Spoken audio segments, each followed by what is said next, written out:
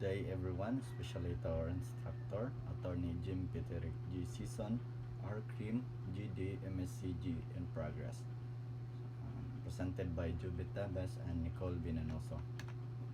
So our assigned topic is bomb incident emergency response. Bomb.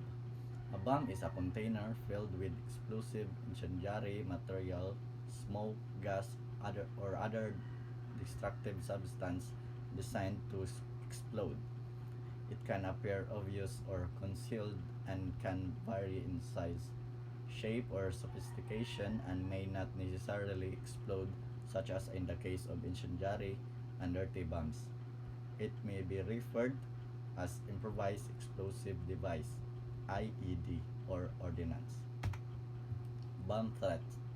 Bomb threat is either a written or verbal threat communicated through electronic, oral, other means that threatens, place, or use an improvised explosive device IED at a certain time, date, or place against any specific person or place. The first responders FR. The police investigator and the police detective must remember the following basic facts on bomb threat. A.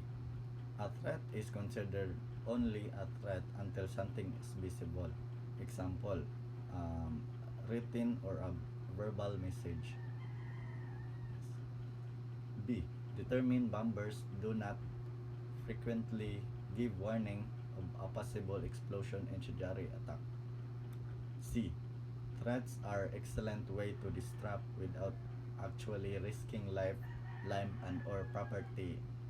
And D. The consequences of conviction for threatening are necessarily as serious as those that could result from actual placement, initiation of a device.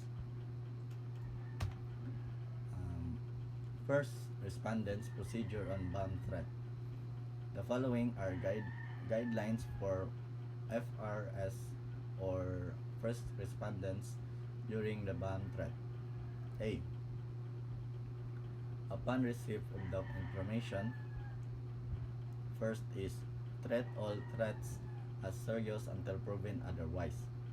Second is determine the exact location of establishment under threat. Number 3, assess or analyze the threat, whether it's a long-term or a short-term threat. Fourth is consider evacuation option as follows. So as you can see in the picture, they immediately put a warning sign that there is a possible bomb in the center of the sign because yes, buhay ng tao ang nakasalalay dito. So we should in this matter we should be serious because the it can destroy everything, life or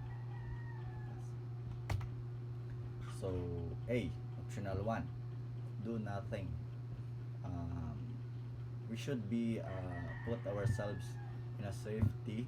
We should in the yes ang hinalaan nila na may bomba, we should not touch or remove something because there are some bombs that will explode if they will touch or they will remove it. B, optional 2, search with partial evacuation. C, option 3, search evacuation. As early as you put yourself in a safety.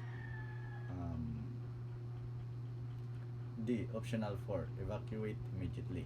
As early as you can put yourself in a safety. So security alert. Fifth is alert explosive ordnance demolition team or EODT for bomb search mission and emergency readiness going to the crime scene. So number 5 means that you are not allowed to call someone or anyone that which is not he or she is not expert about a bomb threat, because this can destroy, or this can destroy everything, or our lives. Yeah. Number 6, proceed immediately to the scene and notify the higher headquarters of any development. Rule number 38. Bomb threat and bomb accident emergency responses procedure. Number 1. Confirm the reported bomb threat and notify EODT on the need conduct a bomb sweep. Number 2. Conduct or cause a search of suspicious device together with person familiar with a location. And number 3.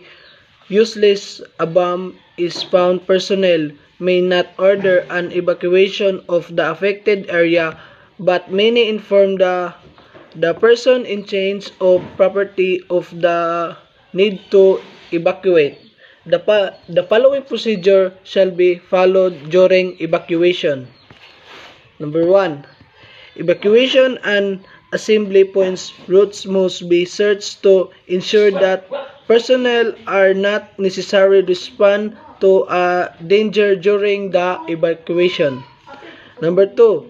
Designate a safe assembly area well away from the threatened structure of of of line straight of the building and will clear windows minimum distance of 1 millimeters is recommended. Number 3. Never assembly personnel in front of or directly below glass areas. Number 4.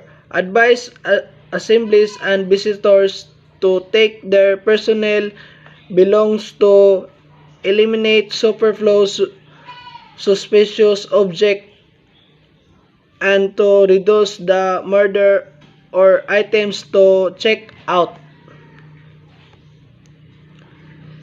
Secure area prevents people from approaching. Establish traffic control. Summon ambulance and fire truck to the scene. Await the arrival of the bomb disposal them all. Notify higher headgears and situation. 34.4 First responder procedure in case of actual bomb explosion. The following guidelines for FRS during cases of actual bomb explosion.